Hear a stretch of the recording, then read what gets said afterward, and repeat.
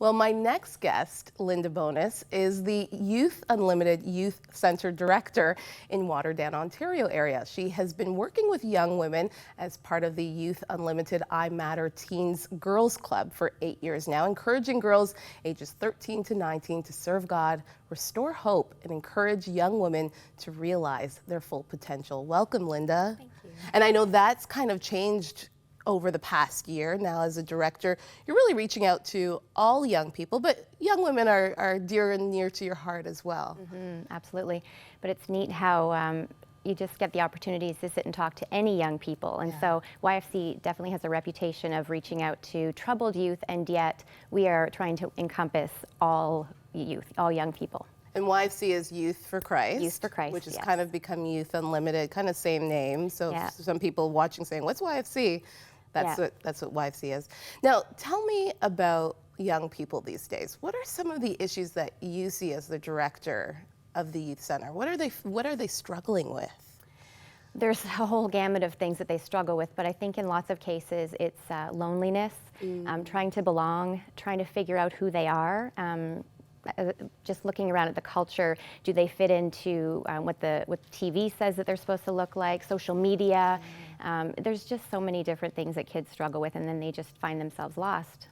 So then you and your team are able to come alongside those that come through your door and say, you matter, and this is why you matter.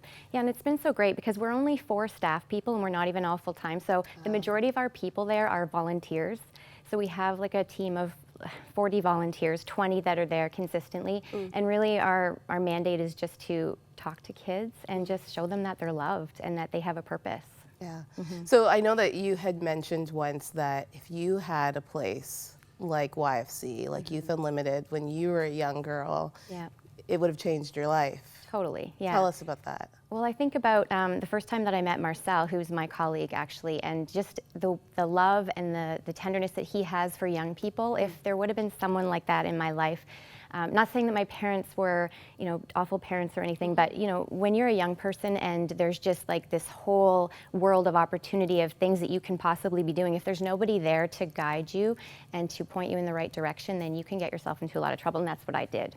So I just think that if there could have been someone to tell me, someone eventually did tell me this, but if someone would have told me this back then, you are worth so much more than what you're getting yourself into. Like, there is such a great purpose for your life. Then I think everything could have been different. And what do you see when you talk to young people and you tell them your life matters, Jesus loves you, he died for you? Like, what is the response when you say these words of life to them? Sometimes it's kind of like, yeah, right. Because it takes a long time for something like that to permeate people. And they probably think they're way too far gone for Jesus to even care about them. Yeah, or even just to understand that there's such a thing as that kind of love. So it takes a lot of conversations. It's never going to be like one 5-minute thing where you sit and say Jesus loves you. It's a lot of conversations. It's a lot of relationship building, and I love that part of it because put everything else aside, and what we're really doing is getting to know these young people and finding out who they are and what has made them become the person that they are now and what their dreams are. They have dreams. They're just kind of deep down inside, and they've been too afraid to articulate them to this point. So you have a drop-in center. So essentially young people can come there. They can come. You have a lunch program, which is amazing. They can come after school. And really your motive is to walk alongside the church. Explain that.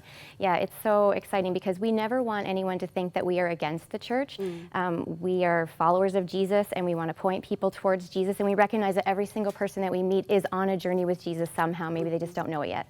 And the church is such a great partner to do that with because they have the same mandate essentially, but sometimes the church is not like the most cozy place for a young person to walk into if they're just sort of trying to explore their faith. Whereas if our youth center, it's more like their level. It's meeting them sort of in a place where they're comfortable, instead of like pews and organ music or whatever the connotations might be to do with church, right?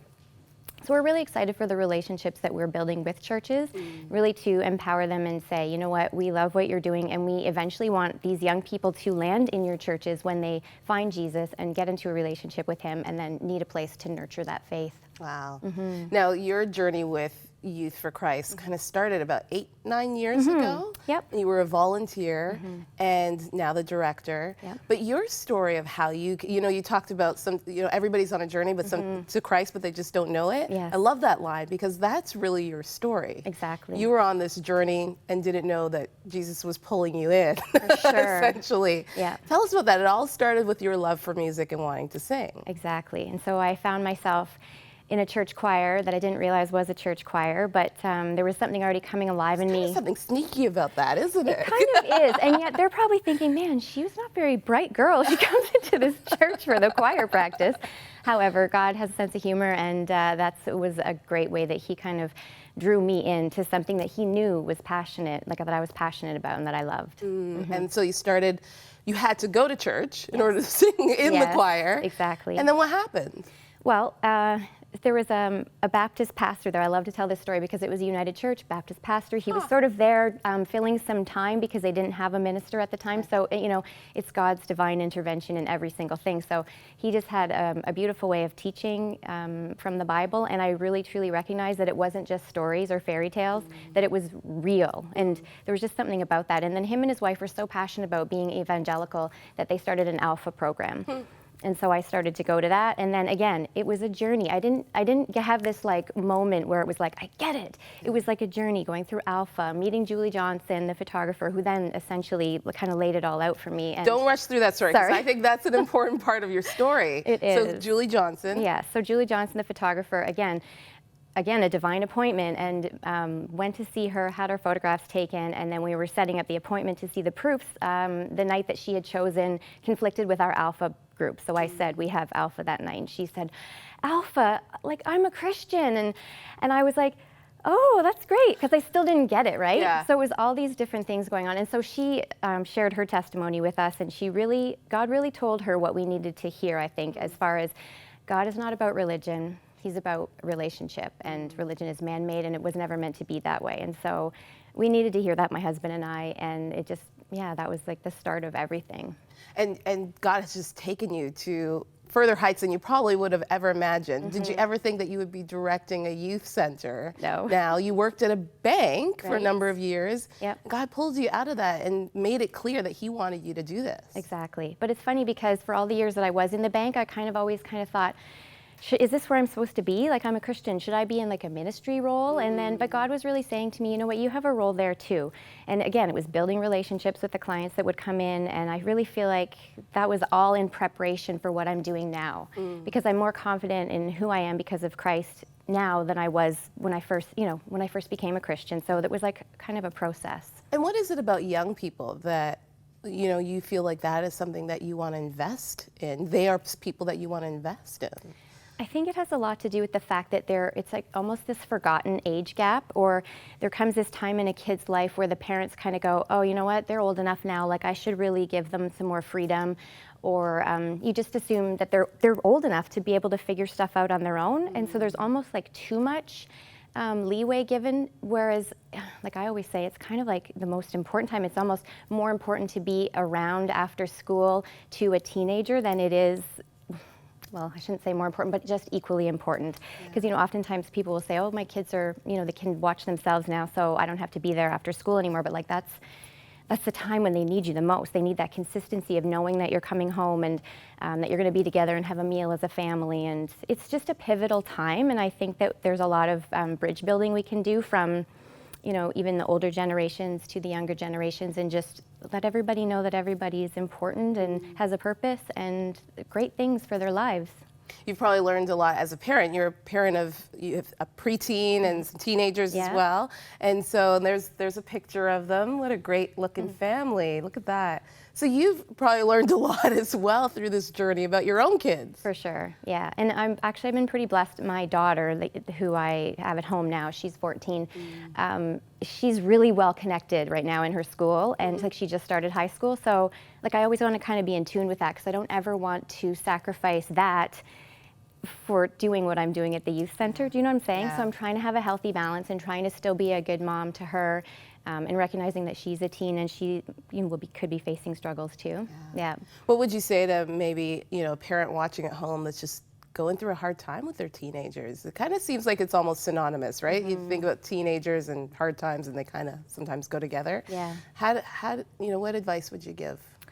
I would say try just to listen to them, because that's what we are doing in the youth center.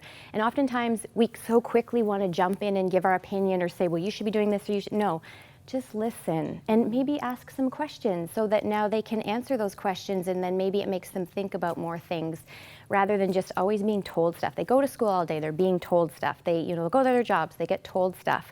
So if we can just take the opportunity to listen, then we can find out a lot. Yeah. Dialogue is so important. And Yeah. I think especially with a world that is so focused on social media, sometimes it's hard to carve out that time. But I know, I don't have a teenager, but I know just my little ones, how much they just love just being with their parents. For sure. And I think about myself when I was a teenager, not that many years ago, Lynda, that was important for me to just have that time with my parents. And sometimes teenagers might not seem like they really want to hang out with their parents, but they really do. I totally agree. And I would say, even if you're getting pushback, try and do stuff that's intentional. So whether it's having dinner together or doing family outings together, like again, talking to your child, finding out what is it that they're interested in.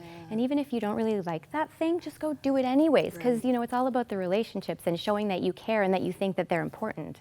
Yeah. Thank you so much, Lynda. Thank you. I just love your story, and I love how, as you said, on a journey, sometimes we don't realize that God is at the end of that journey. Yep.